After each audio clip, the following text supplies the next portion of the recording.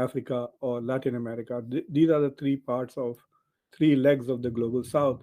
तो south America तो America के अंडर आ जाता ना, बेसिकली मनरो डॉक्ट्रिन के अंदर, वेस्टर्न हेमिस्फीयर.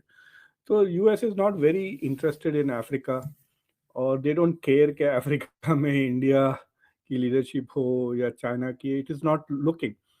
तो अगर देखें आप, for example prime minister Modi ने अपने एड्रेस में भी अफ्रीकन यूनियन को इंक्लूड करने की बात की थी, इन G20 में परमानेंट सीट देने की बात की थी. So but the US is not talking about India as a leader of the global south, even though अब they are saying we welcome India becoming a great power. तो world level पे अगर आप ग्रेट पावर बन रहे हैं तो like why do you care about the global south when you are a leader in Europe and Asia. So I'm not very sure कि India US is interested in promoting India in Africa, or it also doesn't look that the US is very serious about competing with China in Africa. वो छोड़ दिया basically Africa को. तो एक वो सवाल है. दूसरी चीज ये है कि जो फायदा हुआ किसका, व्हाट द यूएस गॉट. तो यूएस को अब नजर आने लगा है कि India is willing to commit. नमस्कार दोस्तों, हमारे चैनल पर आपका स्वागत है दोस्तों विश्व स्तर पर भारत की बढ़ती शक्ति को देखकर पाकिस्तान के मीडिया में चर्चा का विषय बना हुआ है. पाकिस्तान की मीडिया में इस विषय पे क्या बातें हो रही हैं, आइए सुनते हैं. लेकिन एक बात ये भी चल रही है कि अमेरिका वाकई ही पिच कर रहा है इंडिया को as a leader of the global south.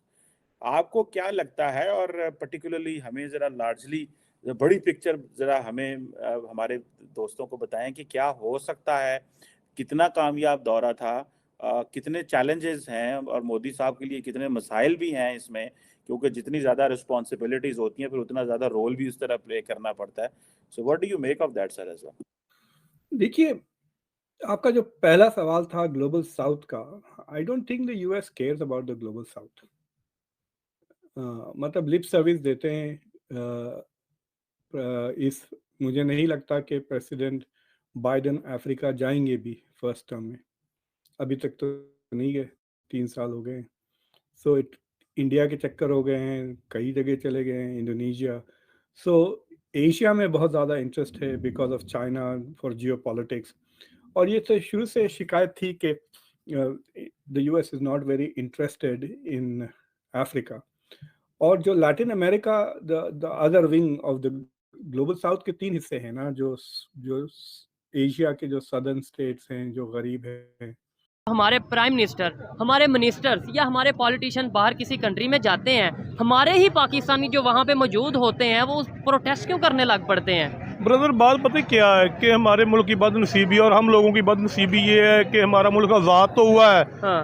1947 में आज़ाद हुआ है, लेकिन हम इन एस्टेब्लिशमेंट और इन लोगों के अभी तक आज़ाद नहीं हुए. हमारे मुल्क पे ना अभी भी दूसरी इंटरनेशनल जो लॉबीज हैं, जो यूरोप है या दूसरी लॉबी अमेरिका वगैरह है, उनका असर रसूख है.